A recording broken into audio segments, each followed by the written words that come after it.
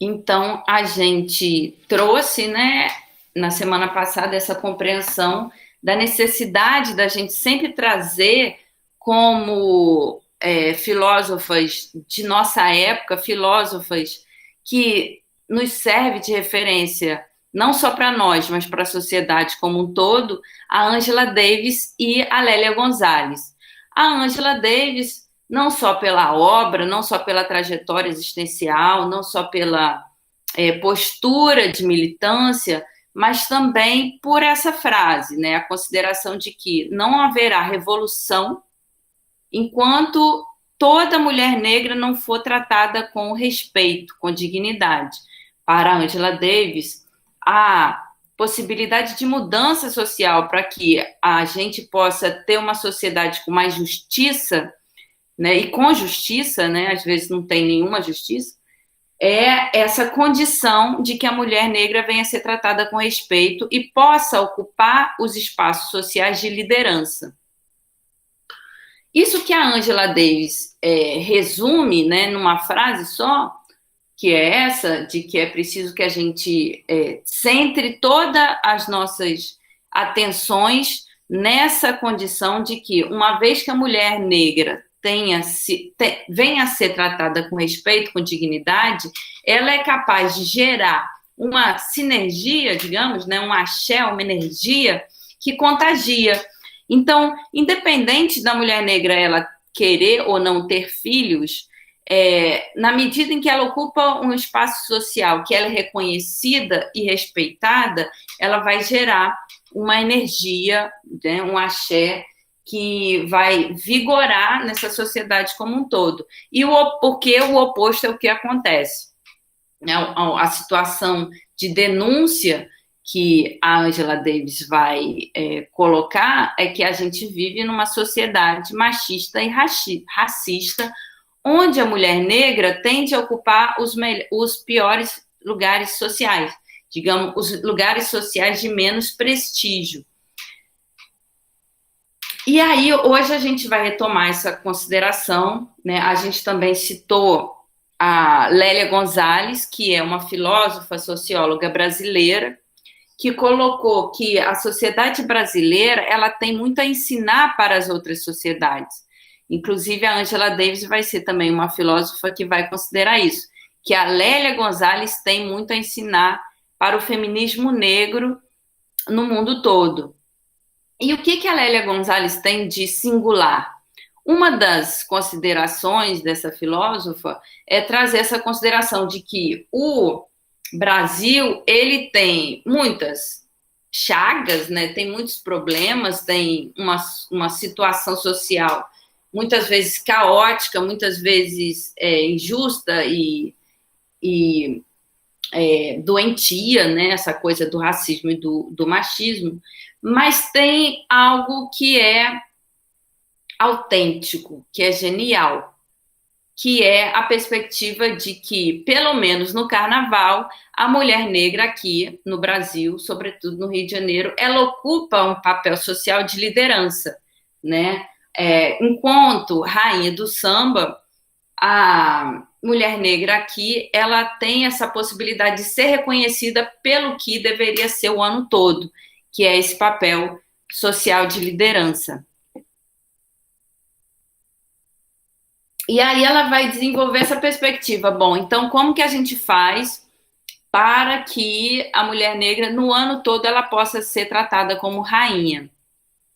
A gente pode notar que o próprio fato da gente estar ouvindo e mantendo a nossa atenção para duas mulheres negras já corrobora com a perspectiva de que a gente está realizando aquilo que elas almejaram, que é a possibilidade da gente ser norteadas, né, pelo discurso de uma mulher negra e que elas estejam aí funcionando, portanto, como líderes para a nossa aula, pelo menos. Então, assim, genial que a gente possa fazer isso, genial que tenham essas mulheres fantásticas, elas tenham um trabalho aí de referência para a gente poder estar pensando, né? E agora a gente vai pensar o seguinte, então, assim, maravilha, né? A gente tem duas filósofas para considerar, e essas filósofas podem perfeitamente nos mostrar a pertinência da gente estar colocando aí a mulher negra na dianteira da nossa reflexão.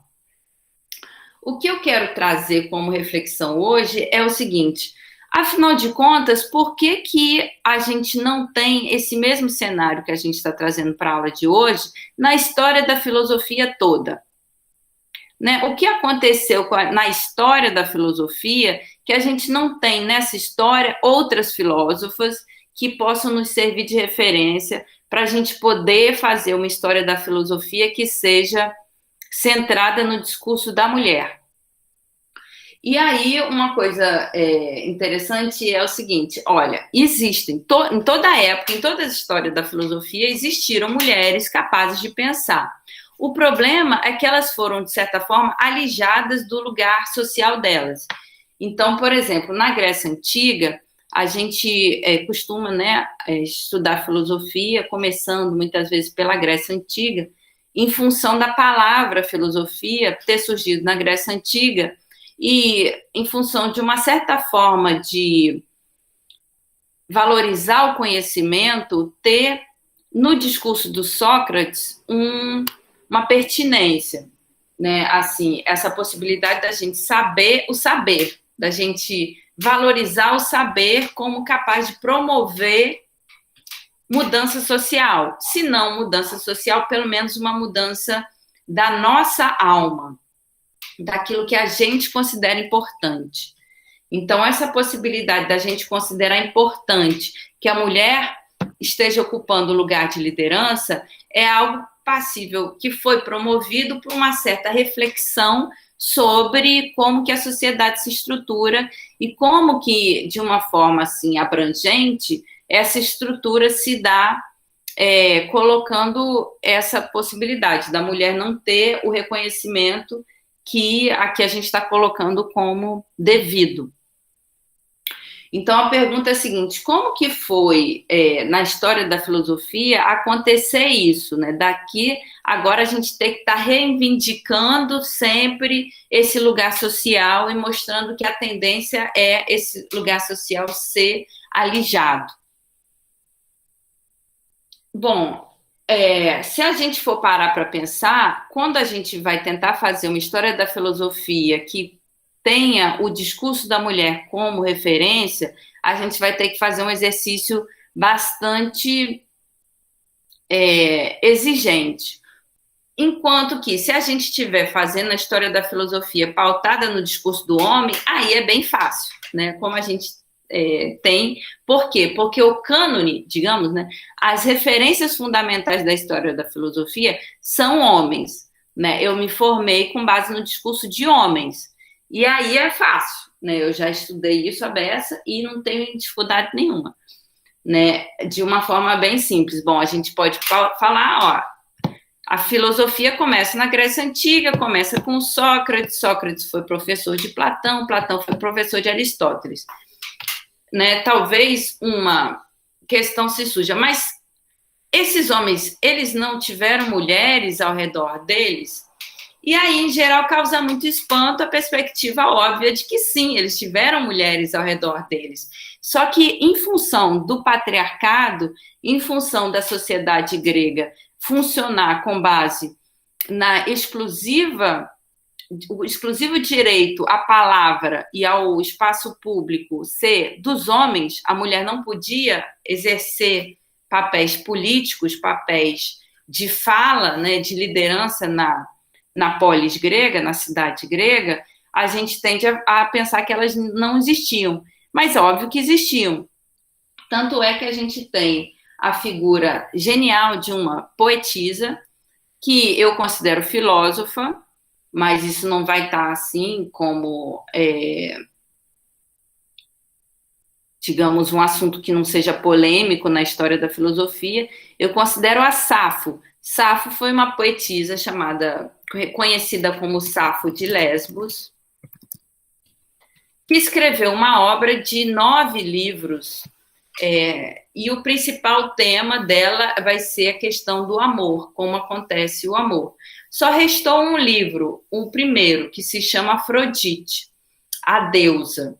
E aí a Safo vai trazer uma reflexão sobre como acontece o amor. Ela vai chamar o amor Eros, né? É um deus, e Afrodite, uma deusa imprescindível para a realização do amor. A Safo, ela tinha uma escola, e aí pode causar até curiosidade, poxa, se a mulher ela tinha essa restrição de ocupar um espaço social, por que, como aconteceu da Safo ser aí essa referência, ter uma escola de formação para mulheres? Bom, aconteceu com a Safo uma série de situações que levaram ela a ter essa maestria. Ela ficou viúva cedo, e aí ela teve que situar-se na economia do ex-marido, do falecido, para conseguir se sustentar. Ela tinha uma filha. E aí ela teve, parece que o marido dela, o falecido, trabalhou com tecidos, aí ela assumiu a profissão, né, do ex-marido e criou uma escola. Hoje em dia, essa perspectiva dela ter criado uma escola é trazido muito para indicar essa possibilidade de que ela seja uma pessoa de índole ilibata. O que a gente chama índole ilibata? É uma pessoa que não tem ninguém que possa falar mal dela. Ela tem uma fama de ser bom caráter. E isso pode parecer assim um detalhe, mas é uma questão muito importante, pelo seguinte: a Safo, apesar de ter sido uma professora exemplar, uma escritora genial, uma pensadora da época dela, e aí ela está localizada cerca de 100 anos antes do surgimento de Sócrates, né? Safo de Lesbos, ela está no século 6 a.C., portanto, aí, em 500 a 600 a.C., a gente não tem certeza sobre a época de nascimento e morte dela, mas mais ou menos nessa época, ou seja, ela poderia ser trazida aí como a primeira filósofa, ela pode ser nomeada sem prejuízo para a história da filosofia como aquela que forneceu as, digamos, condições básicas, fundamentais para que a filosofia surgisse. Mas isso não vai acontecer, muito pelo contrário. O que vai acontecer é de Safo vir a ser difamada ao longo da história, que é a história que vai surgir, né? Digamos assim, porque a gente não tinha uma história básica, uma história linear, né? Inclusive, quando a gente fala assim, é antes de Cristo. Por quê? Porque a nossa referência histórica é Cristo, que vai ter a condição da gente poder falar que existe um tempo comum, um tempo que eu posso falar antes de Cristo aqui no Brasil, eu posso falar antes de Cristo na África, eu posso falar antes de Cristo no Japão. Existe essa convenção, digamos, sobre o papel central, pelo menos de tempo cronológico, da figura de Cristo. Então, na Grécia Antiga, você não tinha essa noção de história que a gente tem hoje, né? Essa compreensão de que, quando a gente fala, tudo que a gente fala na Grécia, a gente tende a, de certa forma, estar fazendo um trabalho de arqueologia, né? Um trabalho de tentar encontrar alguns sinais, alguns símbolos que permitam a gente ter uma visão geral daquilo que, de outra forma, a gente não tem, né? A gente não tem uma visão capaz de saber exatamente como era. A gente faz uma abordagem com base no que sobrou de escritos. E aí a Safo, ela vai ser muito difamada. Tanto é que no Brasil, quando a gente fala as palavras safada, né? Safada é uma pessoa que tem um caráter duvidoso. Essa palavra ela vai surgir com base nessa gama de símbolos que se referem à poetisa. Quando a gente fala lésbica, apesar dessa noção de lésbica ser uma palavra que é uma bandeira do movimento LGBTQI+, né? Você poder assumir a sua sexualidade, a mulher que tem o desejo por outra mulher, ela poder se assumir nesse desejo. A palavra lésbica, durante muito tempo, ela foi tomada como uma palavra que tem o sentido depreciativo, né? Que tem o sentido de diminuir a possibilidade da mulher ser reconhecida como um ser humano digno, louvável e, inclusive, como uma filósofa.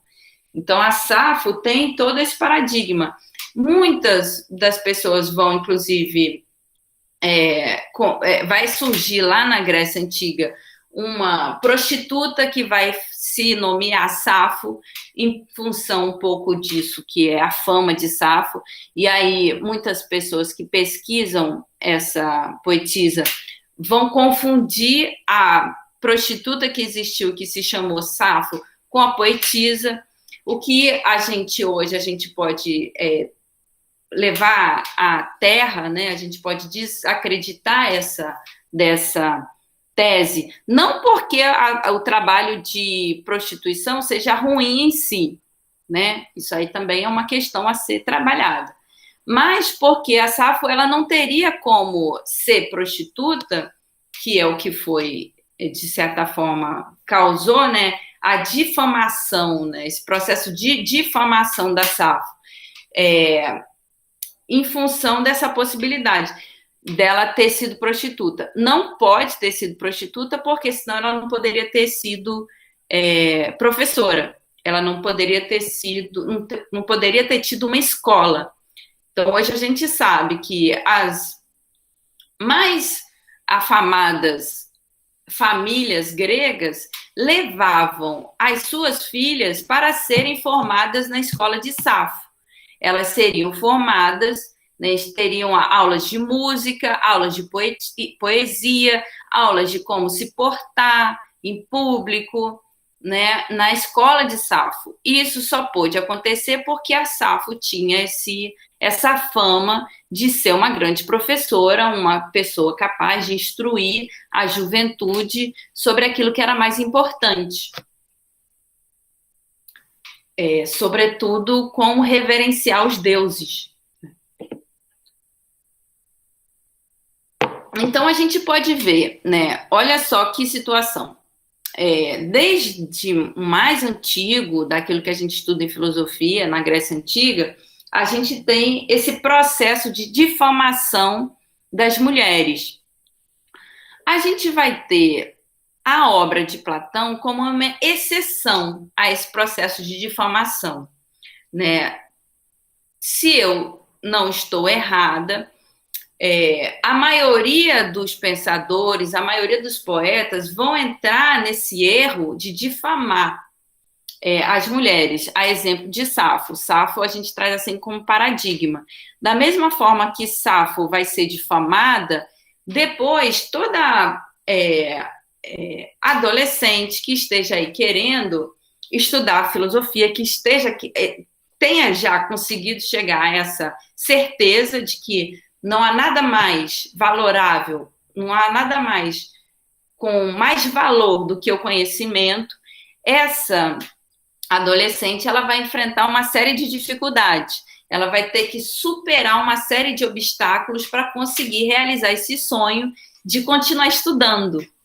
Então, assim, aquilo que era o ponto de partida de todo homem, de todo adolescente, que é o acesso ao estudo, para a mulher vai ser um desafio.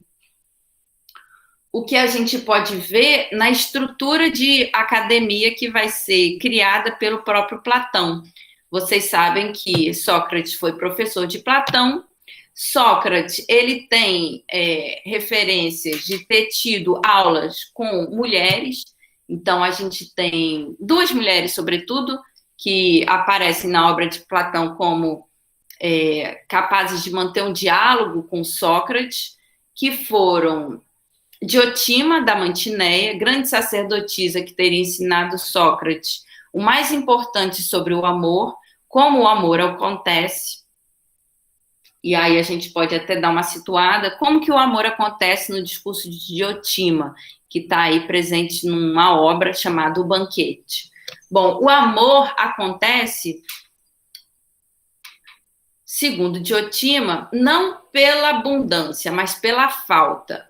O que quer dizer isso? Bom, o amor, chamado Eros, ele teria nascido, seria um deus, a princípio, né, nascido de duas referências. Poros, que é o deus da abundância, e Pênia, que é a deusa da falta. Pênia teria tanto desejo de conquistar Poros, ou seja, a falta teria tanto de desejo de conquistar a abundância, que num determinado festejo, numa determinada noite, Pênia pega e embebeda Poros. Bêbados, Poros dorme. Dormindo, a Pênia vai se deitar com Poros. Desse relacionamento vai surgir Eros. Então, Eros, Deus, ele surge de Poros de Pênia, da abundância e da falta. E aí a Diotima, ela retoma esse discurso para afirmar o seguinte: olha, a gente só ama aquilo de que a gente sente falta. Né? Para a gente amar, por exemplo, a gente ama o conhecimento. A gente ama o conhecimento porque a gente sente falta do conhecimento. E aí o Sócrates vai aproveitar esse discurso para falar o seguinte: bom, então não tem como Eros ser um deus, porque um deus ele vai ser sempre pleno, ele vai ser sempre inteiro. Não tem como um deus ser uma falta. E aí ela vai falar, o Sócrates vai falar na fala de Diotima, vai falar exatamente. Não tem como Eros ser um deus, porque ele condiciona a falta. E aí, então, ele vai ser chamado como metaxo, que é um termo grego para dizer, olha, ele está entre os mortais, entre os seres humanos e os imortais. Ele está entre o âmbito da mortalidade e o âmbito dos imortais. De alguma forma, Eros, o amor, permite esse intercâmbio entre mortais e imortais. O amor é capaz de nos elevar ao âmbito dos deuses. Mas ele não é um deus.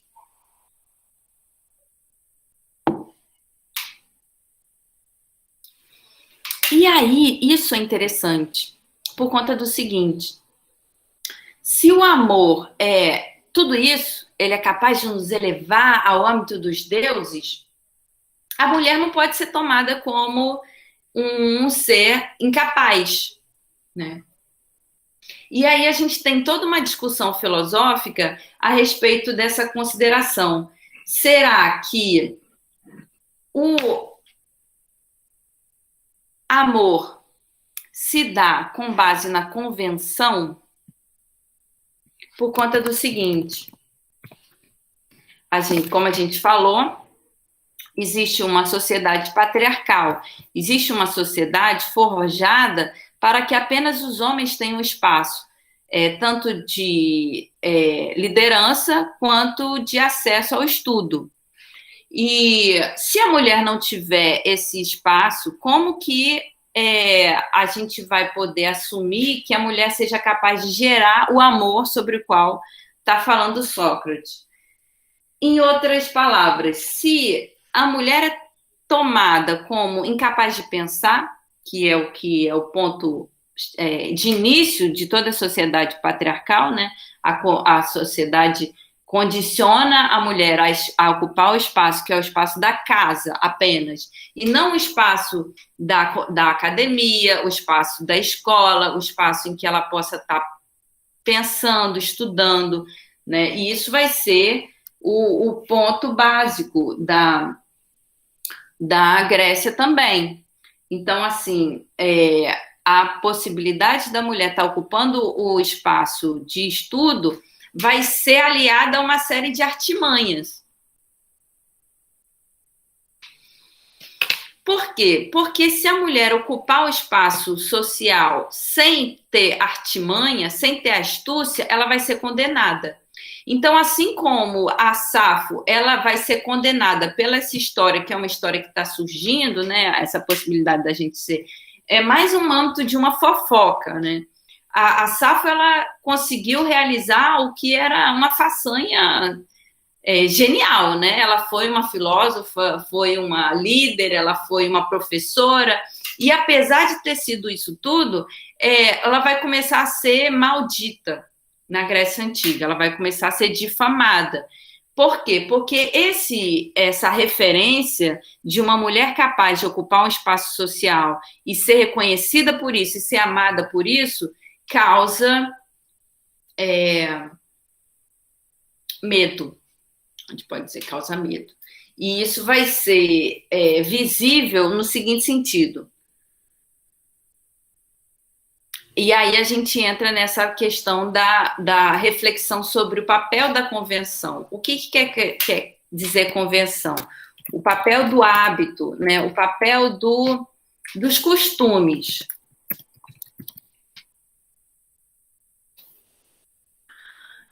Para conseguir estudar, né, vocês sabem que o Platão ele vai criar a academia, ou seja, ele vai criar uma escola. Platão ele foi discípulo de Sócrates. Sócrates morreu condenado pelo envenenamento. Ele vai morrer sob a culpa de ter desencaminhado a juventude. E assim a gente pode ver, poxa, era um problema você estudar filosofia. Não é à toa que o Sócrates vai morrer buscando realizar esse desejo, né? Ele vai ser considerado contra a lei e ele vai morrer nessa lógica da filosofia ser tomada como algo contra a lei. Então, Platão, para conseguir continuar realizando a filosofia, ele vai ter que se armar de algumas estratégias. Então, de início, ele não vai chamar a academia, que é o espaço onde se fazia filosofia, de academia, né? Ele vai chamar de templo das musas. Seria, assim, um espaço para realizar uns rituais, como se fosse uma igreja. Né? Imaginem se eu quisesse, se a filosofia fosse ilegal no Brasil, eu abria uma igreja evangélica e começava a fazer filosofia lá dentro. Seria mais ou menos isso. A gente está quase chegando lá. Do jeito que vai o governo, né, teocrático. Mas, enfim, foi isso que o Platão teve que fazer. E eu acho interessante a gente notar que a princípio, né, a gente não tem comprovação arqueológica disso, mas é algo que é passível de ser rastreado na própria obra de Platão. Eu gosto de fazer isso, tentar achar onde que está isso. A gente tem a possibilidade de que duas alunas, né, Platão teve duas alunas que, para poder estudar, elas se vestiram de homem. Então, elas, para poder ocupar aquele espaço, que é o espaço que vai ser depois nomeado de academia, elas vão vestir roupa de homem. Porque se fossem mulheres, elas seriam condenadas, como foi Sócrates. E aí, então, a gente tem esse registro, né, de que, para Platão, a mulher era tão importante, né, e aí na obra de Platão a gente vai ter, a gente já falou da Diotima, a gente também tem a Aspásia, que é professora de retórica, casada com um grande líder, que foi o Péricles, arconte, general e tal, que existiu antes, né, de toda essa querela que foi a morte de Sócrates, e que também forneceu aí essa possibilidade da gente saber a importância que tinha para Platão o papel de liderança da mulher. Para Platão, assim como foi para Lélia Gonzalez, a mulher ela tinha a possibilidade de vir a ser rainha. Então, a gente tem a proposta de Platão, que seria o seguinte, Platão vai colocar o seguinte, olha, a gente só vai ter uma sociedade ideal, que ele chama de Calípolis, se a gente conseguir fazer com que o filósofo ocupe o papel de liderança. É isso que vai ser chamada de a aristocracia ideal platônica. Aristo quer dizer elitecracia, quer dizer poder, aristocracia, o governo da elite. Que elite é essa? É a elite de sábios. A elite de sábios, para Platão, não vai ser apenas masculina, muito pelo contrário. Para que a elite de sábios se torne possível, é indispensável, ao meu ver, o papel da rainha filósofa. Então, assim como a gente falou da Lélia Gonzalez, colocar aí que a mulher brasileira, a mulher negra brasileira no carnaval, ela é rainha, isso tem que ser no ano todo, na obra de Platão a gente vai ter esse espaço social da rainha filósofa. E essa pré-condição de que para que se dê a sociedade ideal, para que a gente tenha uma sociedade de sábios governando, a gente precisa de uma rainha filósofa. Digamos que essa rainha filósofa, ela vai ocupar esse espaço de manter, né, o valor do conhecimento como o que há de mais importante. E aí ela vai fazer, digamos, essa realização que seria de uma catapulta, né? Ela vai ocupar esse espaço que é de condicionar o prestígio de um sábio, né? E, no caso, a sábia, né? Ambos, né? O casal de sábios, eles se apoiando mutuamente, eles vão conseguir ocupar esse espaço social que seria dos aristocratas, e aí eles vão governar, não é governar com base nisso que a gente vê hoje, que é governar para si. Eles vão governar para a cidade. Digamos assim, o casal, segundo eu consegui ler, eles vão ter essa capacidade de gerar um axé, uma energia tão grande que eles vão funcionar como líderes natos. E eles vão funcionar como líderes para a comunidade como um todo. E aí a gente tem uma coisa que eu acho muito interessante, que é o seguinte: no livro 5 de uma obra chamada A República, o Sócrates, ele coloca um caos, né? Ele coloca uma história que é tratada como risível. E aí eu quero convidar vocês a pensar isso, que ele fala assim: olha, eu tenho essa tese, o Sócrates, eu tenho essa tese de que é preciso que as mulheres sejam líderes. E para que as mulheres sejam líderes, talvez seja recomendável que as crianças sejam cuidadas por todos e todas, né? Por quê? Porque, em geral, como acontece muitas vezes hoje, quem se responsabiliza pelo cuidado das crianças é a mulher. Enquanto o homem vai para a guerra ou vai para para Lapa, para dizer assim, vai para a festa, né? Vai para passear, a mulher fica ali com aquele trabalho de cuidar das crianças.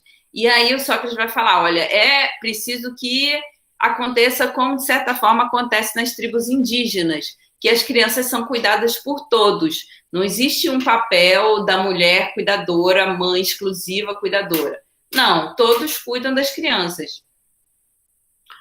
E aí, nisso, o Sócrates vai falar, olha, essa é aquilo, isto é a que eu defendo, desculpa, essa é a tese que eu defendo, que a mulher possa ocupar um espaço social e, no caso, inclusive, tem uma semelhança com o carnaval carioca, porque ele vai falar que é preciso que a mulher fique nua, mas é porque os homens na polis grega, eles ficavam nus para fazer ginástica. Eles faziam ginástica, o grego tinha uma reverência muito grande aos corpos belos, e aí o homem fazia ginástica nu, como os indígenas no Brasil, aliás, né? Aqueles que ainda são raiz. E ele vai falar, olha, isso que não acontece na nossa sociedade é preciso que aconteça, é preciso que a mulher também possa ficar nua. E aí ele vai falar, mas isso vai causar muito riso. Mas isso vai causar muito riso. E ele fica repetindo isso. Olha, mas isso vai causar muito riso. Por quê? Porque existia uma convenção, existia um costume, um hábito, no sentido de mostrar para a mulher que ela não pode ocupar um espaço social, né? No sentido de falar para a mulher que ela não pode fazer ginástica, como fazem os homens, que ela tem que ficar cuidando das crianças. E aí o Sócrates fala, olha, a gente precisa fazer essa revolução, botar a mulher pelada, ocupando o espaço de líder, a mulher líder, digamos assim, né? Rainha, e as crianças cuidadas por todo mundo. Para com esse negócio da mulher ficar só cuidadora. É preciso que todo mundo se responsabilize pelas crianças. E aí ele fala, mas todo mundo vai rir. Todo mundo vai achar graça. Aí ele fala, dane-se, que todo mundo ache graça. A gente precisa superar isso. Por quê? Porque o ridículo, e aí é a posição filosófica que eu acho mais genial, que é assim, o ridículo, ele é feito justamente para nos cercear, para nos impedir de ocupar esse espaço social. Suponham comigo, a gente sabe como que está sinistra a situação lá do Afeganistão, né, que os afegãos talibãs, que são super machistas, estão ocupando os cargos políticos e estão implementando uma revolução teocrática, né, com base no Islã. É interessante a gente saber que, para o islamismo, vocês sabiam que a Bíblia ela é proibida?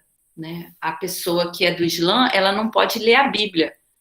Olha só que padrão diferente de comportamento que é. Hoje aqui no Brasil você tem o oposto, né? É obrigatória a Bíblia, talvez. Mas tem isso, né? No Islã, a Bíblia é proibida. Eles têm lá o Alcorão, que é o livro sagrado deles. E aí você tem esse mesmo discurso. As mulheres no Afeganistão atual, segundo o padrão colocado pelo Talibã, as mulheres não podem nem sequer tirar a burca, né? Que é aquela roupa que cobre tudo nos espaços sociais. Que sai para a escola. As mulheres não podem ir para a escola, as mulheres não podem se vestir como elas querem, elas têm que se submeter ao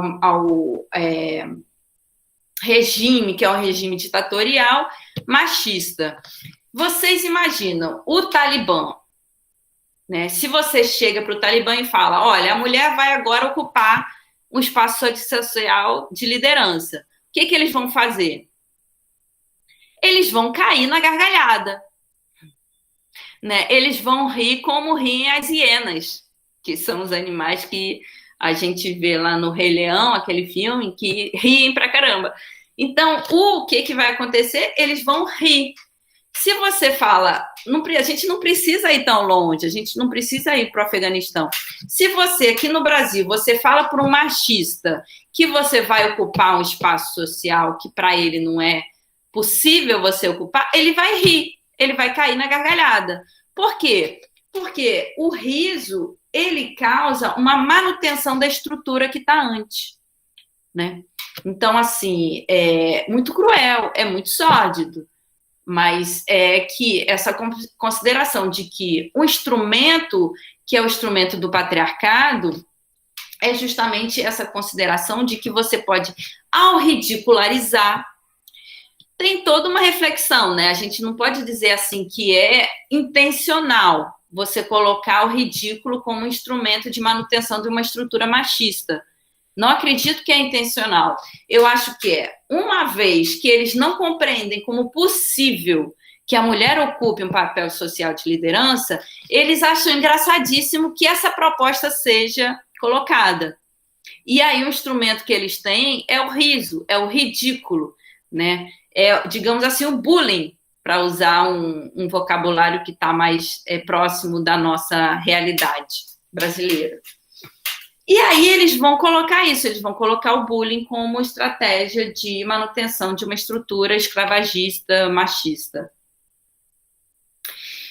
O Sócrates, ele fala que a gente tem que aprender a superar isso, né? A gente tem que aprender a superar o riso. Ele fala, olha, eles vão rir, mas que se dane. A gente consegue fazer melhor do que isso. Não vai ser uma risadinha que vai nos abalar.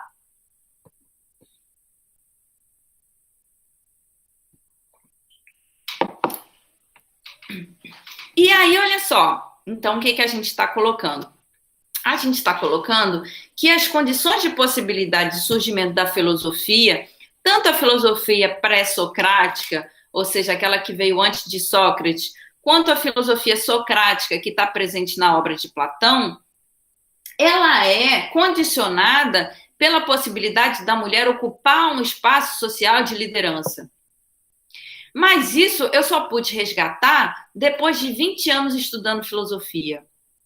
Ninguém me disse isso quando eu estava na academia. Ninguém pegou e falou: olha só o que a gente tem na obra de Platão, e não é só na obra de Platão, o que a gente tem na obra de Safo, o que a gente tem na obra de Górgias, que é um sofista, que está aí como antagonista do discurso socrático, mas que também vai colocar uma coisa genial, que é o seguinte: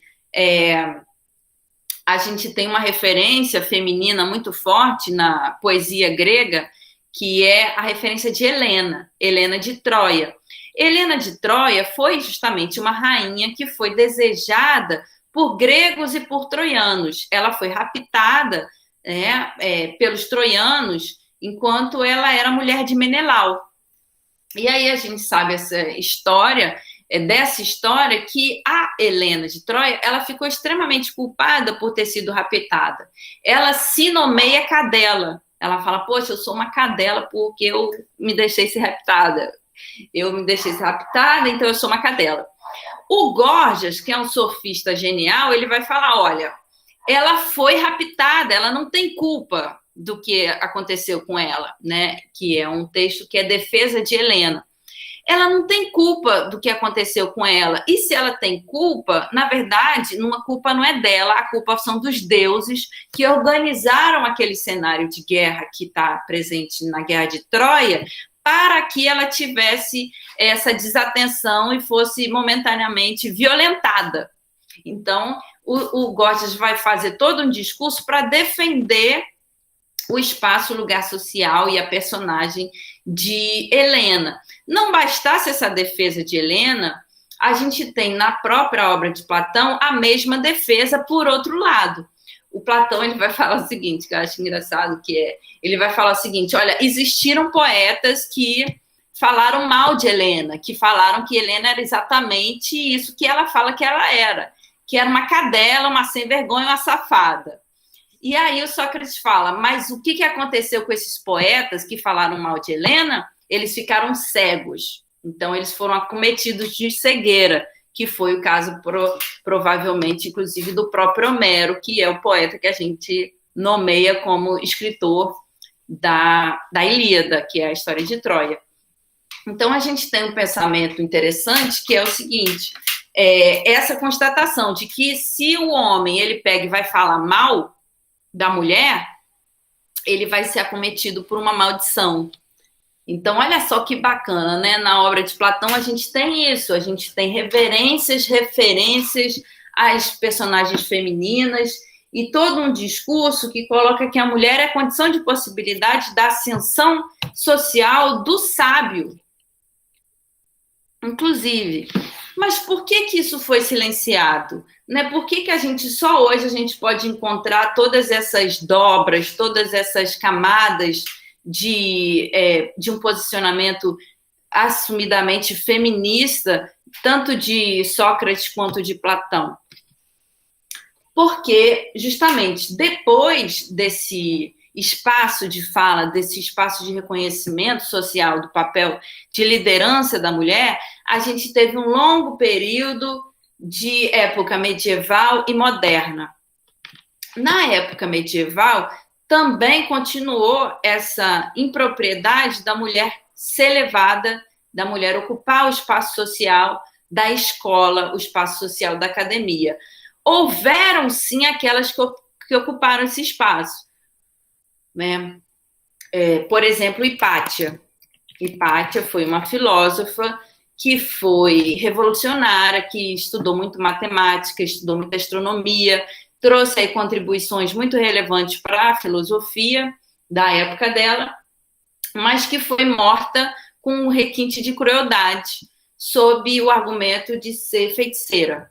Então, Hipátia é outra personagem que aí teve essa chance de estudar, mas que foi condenada justamente pelo estudo que realizou. Ela foi taxada de feiticeira, foi taxada de pagã, que é a pessoa que tem muitos deuses, né? A pessoa que tem a opção religiosa do paganismo é quando a pessoa tem muitos deuses. em detrimento da opção monoteísta. Então, a Hipátia, ela foi morta por cristãos que, enfurecidos e tornados enfurecidos, né, pelos padres, agarraram Hipátia na rua e, assim, parece que eles tiraram a pele da Hipátia com conchas, de forma que foi uma situação muito cruel, que era para servir de exemplo para todas as mulheres que ousassem estudar. Então, essa situação perdurou durante toda a época medieval. A mulher, se ela quisesse estudar, ela ia enfrentar muitos desafios, inclusive o perigo de morte. Na época moderna, a situação não melhorou. A gente tem, sim, filósofos importantes, sobretudo mantendo aí diálogo com os filósofos que a gente traz como imprescindíveis, né, no cânone, por exemplo, Descartes, Kant, Hegel, né, todos esses filósofos que a gente vem tratando aqui ao longo do ano. E a gente tem a oportunidade de saber, olha, todos esses filósofos, sem exceção, eles tiveram mulheres com quem eles mantiveram diálogo. Por que essas mulheres não são trazidas à luz? Elas são trazidas, sim, mas é preciso de um trabalho, assim, digamos, também arqueológico. É um trabalho de buscar trazer o lugar da mulher como esse lugar que sempre foi silenciado. E hoje não é diferente. Então, assim, as mulheres, elas eram proibidas, né?